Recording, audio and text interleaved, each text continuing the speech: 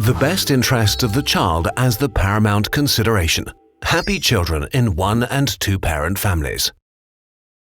Back when Karen became pregnant, she and Paul already started to think about how Tim would be cared for in case of a possible separation. The thought of this made them sad, but when they separated 10 years later, they were glad to have addressed this possibility at an early stage. It was always important to them to include Tim as a person with his own needs, wishes and rights within their family life, and not to decide over his head. As Tim wanted to stay in his familiar environment and not give up his hobbies, the planned care and the workload did not end up being entirely equal. Financial reasons also caused them to rethink. So they sat down with Tim and found good solutions to guarantee child support and care both now and in the future.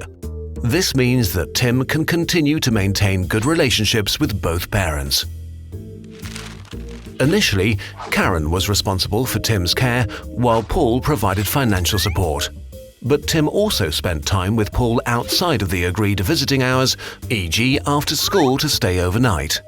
Later on, as Tim's needs changed, Paul looked after him more often and Karen expanded her professional activities. Alice and Lily's parents separated after Lily was born because their father became addicted to alcohol and violent. After his visiting rights were withdrawn, he went abroad. For Lisa, protection from violence and quarreling was particularly important, but also a social environment in which her children could feel safe. In addition to the families in the neighborhood, grandparents are always there as caregivers during the holidays. Despite working 2 jobs, Lisa's income is low. In order to ensure that Alice and Lily can grow up in a secure financial environment, Lisa organized an advance payment of child support, which advances outstanding alimony. Before and after the separation, the children needed special attention. Even though it was not always easy, Lisa answered her daughters' many questions as clearly as she could. She also spoke to them about their father. This gave them a well-rounded picture of him, despite the lack of contact. The best interest and rights of the child are the most important guidelines for parents and authorities. They do not depend on whether the parents live together or not.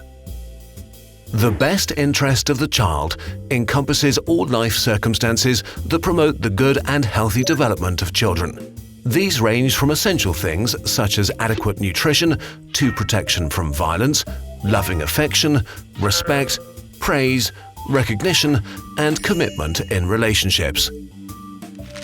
The Swiss Federation of Single-Parent Families has provided support in matters of single parenthood since 1984. Our website provides further information on life as a single-parent family. You can reach our advisors by phone or email should you need them. Children First. Single Parenthood Made Simpler.